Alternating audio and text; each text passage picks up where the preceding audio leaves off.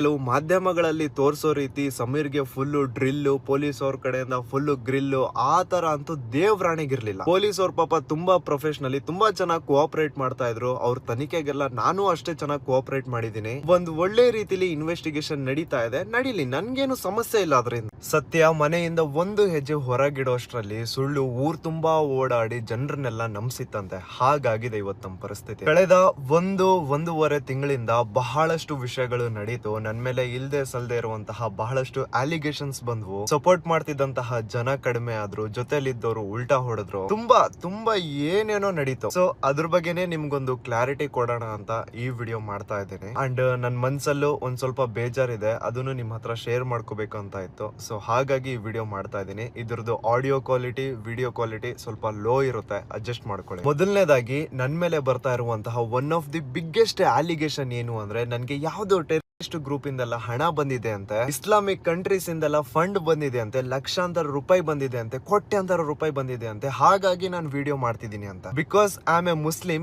ಇವತ್ತು ನನ್ ಮೇಲೆ ಈ ತರ ಎಲ್ಲ ಅಲಿಗೇಷನ್ಸ್ ನ ಹಾಕ್ತಾ ಇದಾರೆ. ಅಂಡ್ ಈ ಅಲಿಗೇಷನ್ಸ್ ಏನು ಹೊಸದಲ್ಲ. ನಾನು ಸೌಜನ್ಯ ಪರ ಮಾಡಿದಂತಹ ಮೊದಲನೇ ವಿಡಿಯೋ ಇಂದ ಇದನ್ನೆಲ್ಲ ನಾನು ಕೇಳ್ತಾನೆ ಇದ್ದೀನಿ. ಸೊ ಅವತ್ತು ಹೇಳಿದ್ದೆ, ಇವತ್ತು ಹೇಳ್ತೀನಿ, ನನ್ಗೆ ಯಾವುದೇ ರೀತಿ ಫಂಡ್ ಬಂದಿಲ್ಲ. ಆ ತರ ಏನಾದ್ರೂ ದುಡ್ಡಿಸ್ಕೊಂಡು ನಾನು ವಿಡಿಯೋ ಮಾಡಿದ್ದೆ ಆಗಿದ್ರೆ ತನಿಖೆಯಲ್ಲಿ ಇಷ್ಟೊತ್ತಿಗೆ ಹೊರಗೆ ಬಂದಿರೋದಲ್ವಾ. ಪೊಲೀಸ್ ಅವ್ರ ಹತ್ರ ನನ್ನ ಆಧಾರ್ ಕಾರ್ಡ್ ಇಂದ ಹಿಡಿದು ಡ್ರೈವಿಂಗ್ ಲೈಸೆನ್ಸ್, ಪ್ಯಾನ್ ಕಾರ್ಡ್, ನಾನು ಓದಿರುವಂತಹ ಸ್ಕೂಲ್ ಡೀಟೇಲ್ಸ್, ನನ್ನ ಹತ್ರ ಇರುವಂತಹ ಕಾರ್ದು RC card, bike the RC card, ಮನೆನ ಲೀಸ್ ಅಗ್ರಿಮೆಂಟ್, ಬ್ಯಾಂಕ್ ಪಾಸ್ಬುಕ್, ಪ್ರತಿ ಒಂದು ಕೊಟ್ಟಿದ್ದೀನಿ. ಬೇಕಿದ್ರೆ ನೋಡಿ, ನನ್ನ ಹತ್ರ ಟೋಟಲ್ 2 ಬ್ಯಾಂಕ್ ಅಕೌಂಟ್ಸ್ ಇವೆ. ಇದು ಒಂದು ಬ್ಯಾಂಕ್ ಅಕೌಂಟ್ ನ 1 ಇಯರ್ ನ ಬ್ಯಾಂಕ್ ಸ್ಟೇಟ್ಮೆಂಟ್. ಇದನ್ನ ಈಗ ಆಲ್ರೆಡಿ ನಾನು ಸಂಬಂಧಪಟ್ಟ ಅಧಿಕಾರಿಗಳಿಗೆ ಕೊಟ್ಟಿದ್ದೀನಿ. ಅಂಡ್ ಇನ್ನೊಂದು ಬ್ಯಾಂಕ್ ಅಕೌಂಟ್ ನ ಸ್ಟೇಟ್ಮೆಂಟ್ ಸಹ ಇಲ್ಲೇ ಇದೆ. ಇದನ್ನು ಕೂಡ ಈಗ ಆಲ್ರೆಡಿ ನಾನು ಸಂಬಂಧಪಟ್ಟ ಅಧಿಕಾರಿಗಳಿಗೆ ಸಬ್ಮಿಟ್ ಮಾಡಿದೀನಿ. ತನಿಖೆ ನಡೀತಾ ಇದೆ. ತನಿಖೆ ಮಾಡ್ಲಿ ಅಲ್ಲ, ನಮ್ ಮನ್ಸಾಕ್ಷಿಗೆ ಗೊತ್ತು, ನನಗ್ ಗೊತ್ತು ನಾನೇನು ತಪ್ಪು ಮಾಡಿಲ್ಲ ಅಂತ. ನೋಡಿ, ಆಸ್ ಎ ಕಂಟೆಂಟ್ ಕ್ರಿಯೇಟರ್ ಸ್ವಲ್ಪ ಸೈಡ್ ಇನ್ಕಮ್ ಗೋಸ್ಕರ app promotion, brand promotion, insurance promotion ಈ ತರ ಒಂದು ಮಾಡಿರ್ತೀನಿ ಹೊರತು ಒಂದು ಹುಡುಗಿ ಗ್ಯಾಂಗ್ ಆಗಿ ಸತ್ ಹೋಗಿರೋದನ್ನ ಪವಿತ್ರವಾದ ಸಾವು ಅಂತ ಹೇಳಷ್ಟು ಕೀಳ್ಮಟ್ಟಕ್ಕಂತೂ ನಾನು ಹೋಗಿಲ್ಲ, ಹೋಗೋದು ಇಲ್ಲ. ಅಂಡ್ ಇನ್ನೊಂದು, ಒಬ್ಬ ಪೆಂಗ್ ನನ್ ಮಗ ಹೇಳ್ತಾನೆ, ಅವನ್ಗೆ 2 ನಿಮಿಷದ AI ವಿಡಿಯೋ ಮಾಡೋದಕ್ಕೆ 30,000 ಖರ್ಚಾಯ್ತಂತ. ಸೊ ಆ ಲೆಕ್ಕದಲ್ಲಿ ನಂದು 23 ನಿಮಿಷದ ವಿಡಿಯೋ ಮಾಡೋದಕ್ಕೆ 5 ಲಕ್ಷಕ್ಕಿಂತ ಜಾಸ್ತಿ ಖರ್ಚಾಗಿರುತ್ತಂತ. ಅಲ್ಲ, ಹತ್ತತ್ರ 3,000 ಮಿಡ್ ಜರ್ನಿದು ಸಬ್ಸ್ಕ್ರಿಪ್ಷನ್, ಅದ್ರ ಜೊತೆಗೆ 2-2.5 ಸಾವಿರದ್ದು ಕ್ಲಿಂಗ್ AI ಸಬ್ಸ್ಕ್ರಿಪ್ಷನ್, ಅಂಡ್ ಅದ್ರ ಜೊತೆಗೆ 2,000 ಚಾಟ್ GPT ಸಬ್ಸ್ಕ್ರಿಪ್ಷನ್. ಟೋಟಲ್ ಕೂಡಿದ್ರೆ 8,000 ಆಗಲ್ಲ. ತಲೆ ಇರೋರು ಟೆಕ್ನಾಲಜಿನ ಯೂಸ್ ಮಾಡ್ಕೊಂಡು 23 ನಿಮಿಷದ್ದು ವಿಡಿಯೋ ಮಾಡ್ತಾರೆ, ಇಲ್ಲ ಬೇಕಂದ್ರೆ 2 ಅವರ್ದು ಮೂವಿನೂ ಮಾಡಬಹುದು. ತಲೆ ಇಲ್ದೆ ಇರೋ ಪೆಂಗ್ ನನ್ ಮಕ್ಳಿಗೆನೆ 2 ನಿಮಿಷದ ವಿಡಿಯೋಗೆ 30,000 ಖರ್ಚಾಗೋದು. ಸೊ ನನ್ನ ಅಗೇನ್ಸ್ಟ್ ವಿಡಿಯೋ ಮಾಡ್ಲಿಕ್ಕೆ ಅವ್ರಿಗ 30,000 ಎಲ್ಲಿಂದ ಬಂತು ಅಂತ ಯಾರು ಪ್ರಶ್ನೆ ಮಾಡಲ್ಲ. ಆದ್ರೆ ನಮ್ ನಿಸ್ವಾರ್ಥ ಕೆಲ್ಸನೇ ಪ್ರತಿಯೊಬ್ರು ಪ್ರಶ್ನೆ ಮಾಡೋದು. ಇನ್ನು AI ವಿಡಿಯೋ ಮಾಡಿ ಸುಳ್ಳುನ ಹರಿಬಿಟ್ಟ, ಇವನ ಹತ್ರ ಯಾವ್ದೇ ಆಧಾರ ಇಲ್ದೆ ವಿಡಿಯೋ ಮಾಡಿದಾನೆ, ಅದು ಇದು ಅಂತ ಏನೇನೋ ಮಾತಾಡ್ತಾ ಇದ್ರು. ನೋಡಿ, ನೀವೀಗ ಆಲ್ರೆಡಿ ಸೋಷಿಯಲ್ ಮೀಡಿಯಾದಲ್ಲಿ ಭೀಮನ ಇಂಟರ್ವ್ಯೂ ಮಾಡಿರುವಂತಹ ಕ್ಲಿಪ್ಸ್ ನ ನೋಡಿರ್ತೀರಾ. ಸೊ ಆ ಒಂದು ಇಂಟರ್ವ್ಯೂ ಅಲ್ಲಿ ಏನೇನೆಲ್ಲ ಹೇಳಿದ್ನೋ ಅದನ್ನೇ ಆಧಾರ ಇಟ್ಕೊಂಡು ನಾನು ವಿಡಿಯೋ ಮಾಡಿದ್ದು. ಅಷ್ಟೇ ಅಲ್ಲ, ಕ್ರಾಸ್ ವೆರಿಫೈ ಮಾಡ್ಕೊಳ್ಳಿಕ್ಕೆ ನಾನು ಅದೇ ಊರಿನ ಜನರ ಹತ್ರ ಸೀಕ್ರೆಟ್ ಆಗಿ ವಿಚಾರಿಸ್ತೀನಿ. ಅದಾದ್ಮೇಲೆ ನಾನು ಅದ್ರ ಬಗ್ಗೆ ವಿಡಿಯೋ ಮಾಡಿ ಹಾಕಿರೋದು. ಆದ್ರೆ ಇಲ್ಲಿ ಯಾರಿಗೂ ಈ ಬ್ಯಾಕ್ ಗ್ರೌಂಡ್ ವರ್ಕ್ ಬಗ್ಗೆ ಗೊತ್ತೇ ಇಲ್ಲ, ಕಾಸ್ ನಾನು ಅದನ್ನ ಹೇಳ್ಕೊಂಡೇ ಇಲ್ಲ. ಇನ್ನು ಆ ಅನನ್ಯ ಭಟ್ ಕೇಸ್ ಬಗ್ಗೆ ಹೇಳ್ಬೇಕು ಅಂದ್ರೆ, ನೋಡಿ, ನಾನು ಆ ಸುಜಾತ ಭಟ್ ಅವ್ರ ಬಗ್ಗೆ ವಿಡಿಯೋ ಮಾಡೋದಕ್ಕಿಂತ ಮುಂಚೆ ಆ ಅಮ್ಮ ಆಲ್ರೆಡಿ ಸುಮಾರಷ್ಟು ಯೂಟ್ಯೂಬ್ ಚಾನಲ್ಸ್ ಅಲ್ಲಿ ಇಂಟರ್ವ್ಯೂ ಕೊಟ್ಟಿದ್ಲು. ಆ ಇಂಟರ್ವ್ಯೂಸ್ ಅಲ್ಲಿ ಸುಜಾತ ಭಟ್ ಅವರು ತಮ್ಮ ಮಗಳ ಬಗ್ಗೆ ಹೇಳ್ಬೇಕಾದ್ರೆ ತಮ್ಮ ಮಗಳನ್ನ ನೆನ್ಸ್ಕೊಂಡು ಕಣ್ಣೀರ್ ಹಾಕ್ತಾ ಇದ್ರು. ಒಂದು ತಾಯಿಯ ಕಣ್ಣೀರು ಹೇಗ್ ಸುಳ್ಳಾಗೋಕ್ ಸಾಧ್ಯ ಅಂತ ನನ್ ಮನ್ಸಾಕ್ಷಿಗೆ ಅದು ನಿಜ ಅನ್ಸಿ, ಇವ್ರಿಗಾಗಿರುವಂತಹ ಅನ್ಯಾಯ ಜನರಿಗೆ ಗೊತ್ತಾಗ್ಬೇಕು ಅನ್ನೋ ಉದ್ದೇಶ ಇಟ್ಕೊಂಡು ನಾನು ವಿಡಿಯೋ ಮಾಡಿದೆ. ಅದಾದ್ಮೇಲೆ ಕೆಲವು ಮೀಡಿಯಾದವರು ಆ ಮುದುಕಿನ ಟಾರ್ಗೆಟ್ ಮಾಡ್ಕೊಂಡು 24 ಗಂಟೆ ಅವ್ರ ಮನೆ ಮುಂದೆ ನಿಂತ್ಕೊಂಡು ಬಾಗ್ಲು ಹೊಡ್ಕೊಂಡು ಇಂಟರ್ವ್ಯೂ ಕೊಡಿ ಅಂತ ಮೆಂಟಲಿ ಟಾರ್ಚರ್ ಮಾಡಿ ಏನೇನೋ ಕ್ರಾಸ್ ಕ್ವಶನ್ ಗಳು ಕೇಳ್ಕೊಂಡು ಆ ಅಮ್ಮನ ಕಾಮಿಡಿ ಪೀಸ್ ಮಾಡಿಟ್ರು. ಸುಜಾತ ಭಟ್ ಅವರು ಈ ಹಿಂದೆ ಯೂಟ್ಯೂಬ್ ಅಲ್ಲಿ ಕೊಟ್ಟಿರುವಂತಹ ಇಂಟರ್ವ್ಯೂಸ್ ಅಲ್ಲಿ ತಮ್ಮ ಮಗಳನ್ನ ನೆನ್ಸ್ಕೊಂಡು ಅಳದ್ ನೋಡಿ ಆ ಕಣ್ಣೀರು ಹೇಗ್ ಸುಳ್ಳಾಗೋಕ್ ಸಾಧ್ಯ ಅಂತ ನನ್ ಮನ್ಸಾಕ್ಷಿಗೆ ಅನಿಸಿ ನಾನು ಅದನ್ನ ವಿಡಿಯೋ ಮಾಡಿ ಹಾಕ್ತೆ. ಈಗ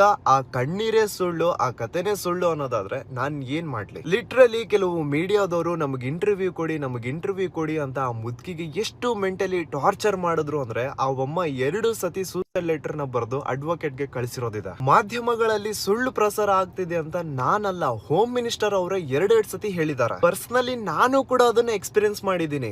ಇಷ್ಟು ಗುಂಪುಗಳಿಂದ ಹಣ ಬಂತಂತೆ, ಅನನ್ಯ ಭಟ್ ಅವರ ಫೋಟೋಗೆ ಬೊಟ್ಟಿಟ್ಟಿದ್ ನಾನಂತೆ, ಏನೋ ಷಡ್ಯಂತರ ಮಾಡ್ತಾ ಇದೀನಿ ಅಂತೆ, ಇಸ್ಲಾಂ ಕಂಟ್ರೀಸ್ ನನಗ್ ಸಪೋರ್ಟ್ ಮಾಡ್ತಿದಾವಂತೆ, ಏನೇನೋ ಹೇಳ್ತಿದ್ದಾರೆ. SIT ಅವರು ಮನೆ ಮೇಲೆ ದಾಳಿ ಅಂತೆ. ಅಂಡ್ ನಿಮಗೆ ನನ್ ಮೇಲೆ ಇರುವಂತಹ ಕೇಸಸ್ ಬಗ್ಗೆ ಸ್ವಲ್ಪ ಹೇಳ್ಬೇಕು ನೋಡಿ. ನನ್ ಮೇಲೆ ಈಗ ಟೋಟಲ್ 3 ಕೇಸ್ ಇವೆ. ಮೊದಲನೇದು unlawful assembly at Benaka hospital Ujire. ಎರಡನೇದು ಸುವರ್ಣ ನ್ಯೂಸ್ ಚಾನಲ್ ಮೇಲೆ ಹಲ್ಲೆ ಮಾಡಿದೀನಿ ಅಂತ ಒಂದು case, sorry fake case. And ಮೂರನೇದು ಅದೇ ಭೀಮಾ ರಿಗಾರ್ಡಿಂಗ್ ಮಾಡಿದಂತಹ 23 ನಿಮಿಷದ ವಿಡಿಯೋ ರಿಲೇಟೆಡ್. ಅದೀಗ ಆಲ್ರೆಡಿ ತನಿಖೆ ಆಗ್ತಾ ಇದೆ. ಸೊ ಅದ್ರ ಬಗ್ಗೆ ನಾನು ಜಾಸ್ತಿ ಏನು ಮಾತಾಡ್ಲಿಕ್ಕೆ ಆಗಲ್ಲ. ಬಟ್ ಕೆಲವು ಮಾಧ್ಯಮಗಳಲ್ಲಿ ತೋರಿಸೋ ರೀತಿ ಸಮೀರ್ಗೆ ಫುಲ್ ಡ್ರಿಲ್, ಪೊಲೀಸ್ ಅವ್ರ ಕಡೆಯಿಂದ ಫುಲ್ ಗ್ರಿಲ್, ಆ ತರ ಅಂತೂ ದೇವ್ರಾಣಿಗಿರ್ಲಿಲ್ಲ. ಪೊಲೀಸ್ ಅವ್ರ ಪಾಪ ತುಂಬಾ ಪ್ರೊಫೆಷನಲಿ ತುಂಬಾ ಚೆನ್ನಾಗಿ ಕೋಆಪರೇಟ್ ಮಾಡ್ತಾ ಇದ್ರು. ಅವ್ರ ತನಿಖೆಗೆಲ್ಲ ನಾನು ಅಷ್ಟೇ ಚೆನ್ನಾಗಿ ಕೋಆಪರೇಟ್ ಮಾಡಿದೀನಿ. ಒಂದು ಒಳ್ಳೆ ರೀತಿಲಿ ಇನ್ವೆಸ್ಟಿಗೇಷನ್ ನಡೀತಾ ಇದೆ, ನಡೀಲಿ, ನನ್ಗೇನು ಸಮಸ್ಯೆ ಇಲ್ಲ ಅದರಿಂದ. ಆದ್ರೆ ಕೆಲವು ಮಾಧ್ಯಮಗಳಲ್ಲಿ ಮಾತ್ರ ಸಮೀರ್ ಓಡ್ ಹೋಗ್ಬಿಟ್ಟ, ಸಮೀರ್ ತಲೆ ಮರ್ಸ್ಕೊಂಡಿದ್ದಾನೆ, ಸಮೀರ್ ಅಲ್ಲಿದ್ದಾನೆ, ಸಮೀರ್ಗೆ ಪೊಲೀಸ್ ಅವರಿಂದ ಫುಲ್ ಡ್ರಿಲ್, ಸಮೀರ್ಗೆ ಪೊಲೀಸ್ ಅವರಿಂದ ಫುಲ್ ಗ್ರಿಲ್, 45 ಕ್ವಶನ್ ಅಂತೆ, 55 ಕ್ವಶನ್ ಅಂತೆ. ಪೊಲೀಸ್ ಅವರು ಕೇಳ್ತಾ ಇರುವಂತಹ ಕ್ವಶನ್ ಗೆ ಸಮೀರ್ ತಲೆ ತಿರುಗಿ ಬಿದ್ದ್ಬಿಟ್ಟಿದಾರಂತೆ, ಏನೇನೋ ಹೇಳ್ತಿದ್ದಾರೆ. ಇವ್ರ ಈ ತರ ಅವ್ರಿಗೆ ಮನ್ಸಿಗೆ ಬಂದಿರೋ ರೀತಿ ಏನ್ ಬೇಕಾದ್ರೂ ಸುಳ್ಳು ಪ್ರಸಾರ ಮಾಡಬಹುದು. ಆದ್ರೆ ನಮ್ಮ ಮನ್ಸಾಕ್ಷಿಗೆ ಯಾವ್ದು ನಿಜ ಅನ್ಸುತ್ತೋ ಅದನ್ನ ನಾವು ಮಾತಾಡಬಾರ್ದು. ಸೊ ಇಷ್ಟೆಲ್ಲ ಅನುಭವಿಸಿದಾದ್ಮೇಲೆ ನನ್ ಮೇಲೆ ನನ್ಗೆನೆ ಬರ್ತಾ ಇರುವಂತಹ ಪ್ರಶ್ನೆ ಏನು ಅಂದ್ರೆ, ನನ್ನ ವಿಡಿಯೋ ಸುಳ್ಳು ಅಂತ ಹೇಳ್ತಾ ಇದಾರಲ್ವಾ, ಹಾಗಿದ್ರೆ ಸುಮಾರು 20 ವರ್ಷಗಳ ಹಿಂದೆ ಗೌರಿ ಲಂಕೇಶ್ ಅವರು ತಮ್ಮ ಪತ್ರಿಕೆಯಲ್ಲಿ ಪ್ರಿಂಟ್ ಮಾಡಿರುವಂತಹ ಈ ವರದಿನ ಸುಳ್ಳ? ಪೊಲೀಸ್ ಅವರ UDR ರಿಪೋರ್ಟ್ಸ್ ಅಲ್ಲಿ ಲಾಡ್ಜ್ ಒಳಗಡೆ ಅನಾಥ ಶವಗಳು ಸಿಕ್ಕಿದಾವೆ. ಒಂದು ಲಾಡ್ಜ್ ಅಲ್ಲಿ ಒಂದು ರೂಮ್ ಸಿಗ್ಬೇಕು ಅಂದ್ರೆ ಗವರ್ಮೆಂಟ್ ಕಡೆಯಿಂದ ಇಶ್ಯೂ ಆಗಿರುವಂತಹ ಅಟ್ಲೀಸ್ಟ್ ಒಂದು ID ಪ್ರೂಫ್ ನ ರಿಸೆಪ್ಷನ್ ಅಲ್ಲಿ ಕೊಡ್ಬೇಕು. ಅದಾದ್ಮೇಲೆನೆ ಲಾಡ್ಜ್ ಅಲ್ಲಿ ರೂಮ್ ಸಿಗೋದು. ಸೊ ಹಾಗಿದ್ದಾಗ ಲಾಡ್ಜ್ ನ ರೂಮ್ ಅಲ್ಲಿ ಸಿಗುವಂತಹ ಹೆಣ ಅಪರಿಚಿತ ಹೆಣ ಹೇಗಾಗುತ್ತೆ? ಸೊ ನನ್ ವಿಡಿಯೋ ಸುಳ್ಳು ಅನ್ನೋದಾದ್ರೆ ಈ UDR ರಿಪೋರ್ಟ್ಸ್ ಸುಳ್ಳ? ಕುವೆಂಪು ಅವರು ಆ ಒಂದು ಸ್ಥಳದ ಬಗ್ಗೆ ಬರ್ದಿರುವಂತಹ ಸಾಲುಗಳು ಸುಳ್ಳ? ಹಾಗಿದ್ರೆ ಸೌಜನ್ಯನ ಸಾಯಿಸಿದವ್ರು ಯಾರು? ಹಾಗಿದ್ರೆ ಪದ್ಮಲತನ ಸಾಯಿಸಿದವ್ರು ಯಾರು? ಹಾಗಿದ್ರೆ ವೇದವಲ್ಲಿ ಅವರು ಹೇಗ್ ಸತ್ತೋದ್ರು? ಆನೆ ಮಾವುತ ನಾರಾಯಣ ಹಾಗೂ ಅವ್ರ ತಂಗಿ ಯಮುನನ ಭೀಕರವಾಗಿ ಸಾಯಿಸಿದವ್ರು ಯಾರು? ಯಾವ ಜಾಗದಲ್ಲೂ ಆಗದೆ ಇರುವಂತಹ ಅಸಹಜ ಸಾವುಗಳು ಅದೇ ಜಾಗದಲ್ಲಿ ಅತಿ ಹೆಚ್ಚಾಗಿ ಆಗ್ತಾ ಇವೆ ಅಂತ ಹೇಳೋ ಉಗ್ರಪ್ಪ ವರದಿನ ಸುಳ್ಳ?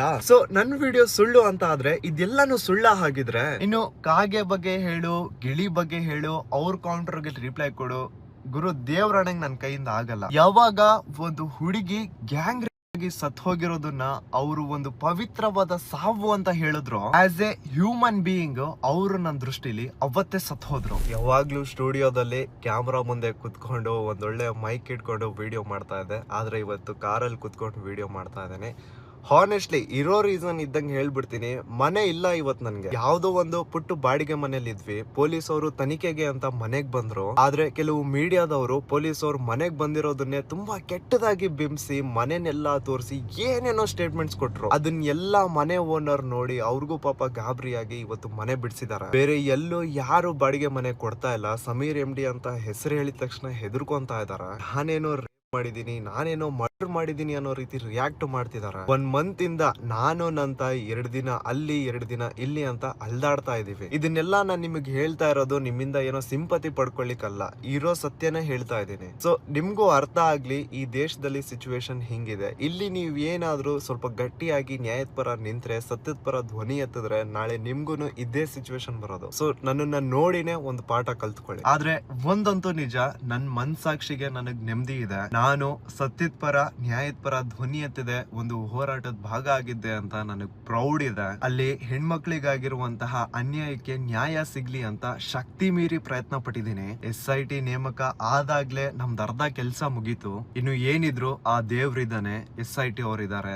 SIT ತನಿಖೆಯಲ್ಲಿ ಸತ್ಯ ಹೊರಗ್ ಬರುತ್ತೆ ಅಂತ ನಂಬಿದೀನಿ. ಸುಮಾರು ಜನ ಇಮೇಲ್ಸ್ ಮಾಡಿ ಬೇರೆ ಬೇರೆ ಸಮಸ್ಯೆಗಳ ಬಗ್ಗೆ ವಿಡಿಯೋ ಮಾಡಿ ಅಂತ ಕೇಳ್ತಾ ಇದ್ರಿ, ಕಂಟೆಂಟ್ ನ ಸಜೆಸ್ಟ್ ಮಾಡ್ತಾ ಇದ್ರಿ, ಇದ್ರ ಬಗ್ಗೆನೂ ವಿಡಿಯೋ ಮಾಡಿ, ಇದ್ರ ಬಗ್ಗೆನೂ ಧ್ವನಿ ಎತ್ತಿ ಅಂತ. ಸೊ ಮೊದ್ಲು ನನ್ ಫ್ಯಾಮಿಲಿದು ನನ್ ಮನೆದು ಸಿಚುವೇಶನ್ ಸೆಟ್ ಆಗ್ಲಿ, ಅದಾದ್ಮೇಲೆ ಕಂಟೆಂಟ್ ಕ್ರಿಯೇಷನ್ ಇದ್ದಿದ್ದೆ. ಸೊ ಇಷ್ಟೆಲ್ಲ ಹೇಳ್ಕೋಬೇಕು ಅಂತ ಇತ್ತು. ಸುಮಾರು ದಿನದಿಂದ ನಿಮ್ಗೇನು ಅಪ್ಡೇಟ್ ಕೊಟ್ಟಿರ್ಲಿಲ್ಲ. ಇನ್ನು ಕೊನೆಯದಾಗಿ ಸೌಜನ್ಯ ಪರ ಹೋರಾಟಗಾರ ಜಯಂತ್ ಅವ್ರ ಬಗ್ಗೆ ನಾನು ಹೇಳ್ಬೇಕು. ನೋಡಿ, ಕೆಲವು ಮಾಧ್ಯಮದಲ್ಲಿ ಜಯಂತ್ ಗಾಂಜಾ ಮಾರ್ತಾನೆ, ಜಯಂತ್ ಅವ್ರ ಮನೆಯಲ್ಲಿ ನೀಟಾಗಿ ಹುಡುಕಿದ್ರೆ SIT ಅವರಿಗೆ ಗಾಂಜಾ ಸಿಗುತ್ತೆ ಅಂತ ಏನೇನೋ ಸ್ಟೇಟ್ಮೆಂಟ್ಸ್ ಬರ್ತಾ ಇತ್ತು.